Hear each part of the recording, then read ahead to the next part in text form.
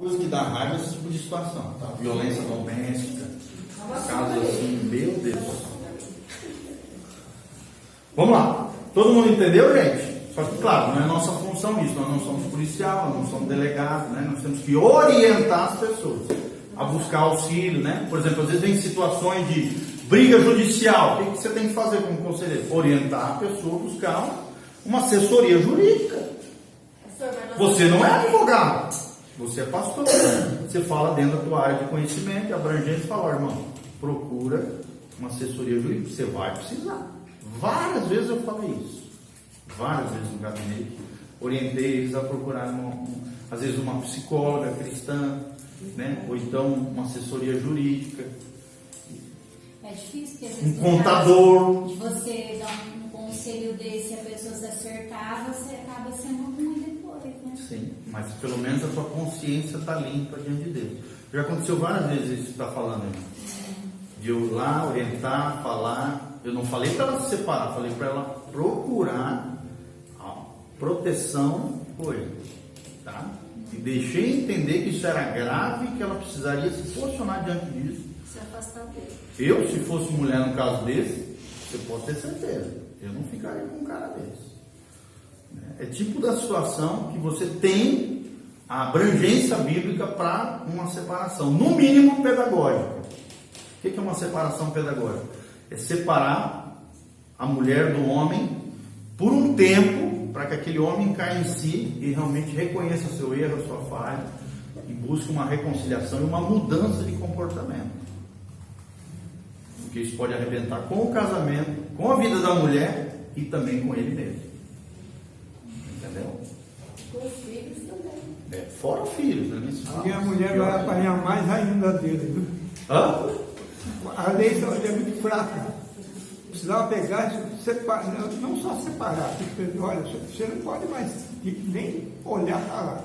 Você suma, vá para outra cidade, expulsar eles dali.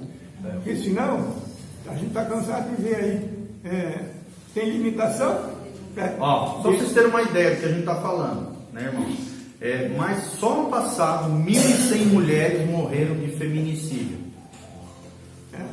Anualmente, sabe quantas mulheres são estupradas no Brasil? 60 mil mulheres. A cada dia, 7 mulheres morrem por feminicídio, ou seja, são assassinadas pelos seus namorados, noivos, maridos ou aquelas pessoas que eles vivem juntos.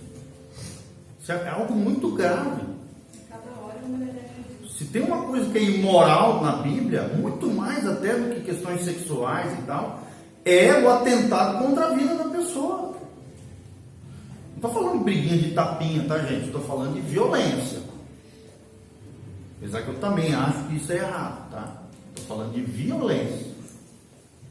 De um homem soquear uma mulher, ou de uma mulher também bater no homem, porque hoje a Lei Maria da Penha vai para os dois, né? Então, tem toda essa situação. A violência física, para mim ali, o Cote fala isso, né? Que a violência física dentro de uma relação, isso é o ápice do fracasso relacional. É o ápice do fracasso relacional. Então, realmente precisa ter uma proteção, principalmente na pessoa de menor capacidade física, que no caso são as mulheres aqui. Precisam ser protegidos pela sociedade, pelos demais homens da sociedade, pelos pastores, pelos conselheiros, pela sociedade, pelos delegados de polícia. Precisam ser protegidas nessa esfera social. Isso é muito grave. É muito grave. Aquela frase que falavam, né? O marido, briga de marido e mulher, não se bota mulher, se bota sim. Sim, se bota. Se bota. Outro também ditado é, quando um não quer, dois não brigam. Isso. Né? Falava Isso, vamos continuar aqui, gente. O aconselhamento é fundamental no processo de criar uma interação empática com a pessoa, ou seja, você se ligar sentimentalmente com o outro, com a pessoa em situações de ajuda e confronto pessoal, seja em relação a situações delicadas de traumas ou situações grotescas de pecado. Por exemplo, esse exemplo que nós estamos falando. Tá? E também no processo de pós-libertação, quando será necessário, nas áreas fragilizadas, promover uma reeducação do estilo de vida da pessoa em questão disciplinando aqui é muito comum a questão de vícios, né? Compulsões, que às vezes você vai ter que fazer um trabalho depois libertação e depois pós-libertação de reeducação, ok? Você trata as causas que levaram a pessoa ao vício, a compulsão, né? O alcoolismo, a droga e tal, faz a libertação da pessoa, mas também vai ter que ter um trabalho depois de reeducação, tá? No caso de droga, gente, a melhor opção é enviar a pessoa com senha de recuperação. Se é um estado crônico de droga, complexo, a pessoa é viciada mesmo, já está dando aquela trabalheira para a família, não queira você resolver esse tipo de situação. Geralmente nós não conseguimos resolver. Nem a igreja tem estrutura para isso, nem você vai ter estrutura para isso. Você tem que orientar a pessoa a ir para um centro de recuperação. Alcoolismo exorbitante também, centro de recuperação de dependentes químicos. É a melhor opção. Porque lá os caras têm toda uma estrutura social, assistente pedagógica, psicóloga, médico, não sei o que, os monitores, tem as pessoas ali envolvidas. O cara vai ter atividade o dia inteiro ali, né? Vai ter todo um trabalhar, 2 cursos por dia, geralmente de manhã e à noite. Quer dizer, o cara está num ambiente longe dos amigos, longe da família, longe de tudo, para realmente se recuperar verdadeiramente. Vocês estão entendendo, gente? Amém? Então, façam isso. Às vezes acontece aqui na igreja, pai e mãe desesperada, né? Quer jogar o filho aqui para a gente resolver. Eu já falo logo para a pessoa, não, a gente não tem estrutura para resolver isso. Posso orar pelo teu filho, posso conversar com ele, mas a gente não tem condição de tratar filho drogado aqui. A igreja não é para isso. Depois que o filho voltar do centro de recuperação, a gente acolhe, cuida, pastoreia, mas nós não temos estrutura para dependentes químicos aqui, tá? Algumas igrejas têm, a nossa não tem. Vocês estão entendendo, gente? Amém? Também não pense que você, conselheiro, é o salvador do mundo. Como eu falei desde o começo daqui, gente, você não vai salvar o mundo. O salvador do mundo é Jesus de Nazaré. Amém? Você não é salvador de ninguém. Quem salva as pessoas, se as pessoas assim permitirem, é a palavra de Deus e Jesus de Nazaré.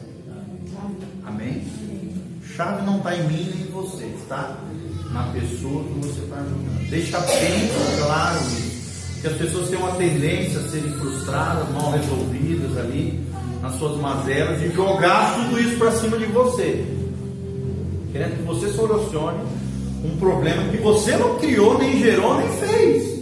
Quem gerou e quem se meteu naquilo ali foi a pessoa. Você tem que, junto com ela, debaixo da sabedoria de Deus, ajudá-la a fazer escolhas sábias para que ela saia daquela situação crônica. Mas a responsabilidade não é sua, é dela. Amém? E não se frustre se a pessoa não te ouvir.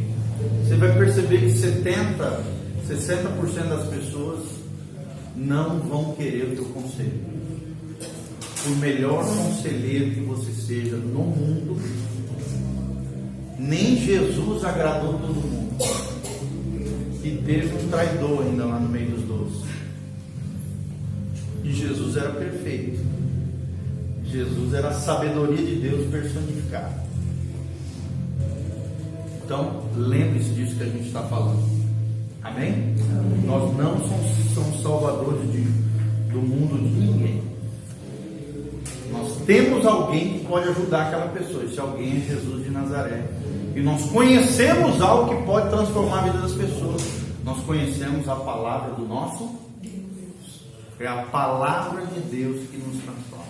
Fala comigo, a palavra de Deus. É a palavra de Deus que me transforma. Que me transforma. Se a palavra de Deus não te transformar, irmão, nada mais vai te transformar. Aqui no nosso contexto brasileiro, né, dentro da nossa cultura brasileira que nós estamos falando, nós temos muito aquela visão messiânica, né? Ah, o super pastor, o ungidão vai vir aqui e vai resolver meu problema, né? O salvador da pátria agora, o futuro presidente do Brasil agora vai salvar nós. Gente, não existe isso. Não existe. A mudança começa a partir de cada um de nós. Uma coisa que eu aprendi: se você não consegue mudar você mesmo, como é que você vai mudar lá fora? E às vezes as coisas que nós não conseguimos mudar lá fora, é porque quem tem que mudar somos nós mesmos, dentro de nós. Amém? Quando as circunstâncias não podem ser modificadas por nós, é porque alguém precisa ser modificado. Quem é? Eu mesmo. Você mesmo. Amém? Vamos orar então? Glória a Deus.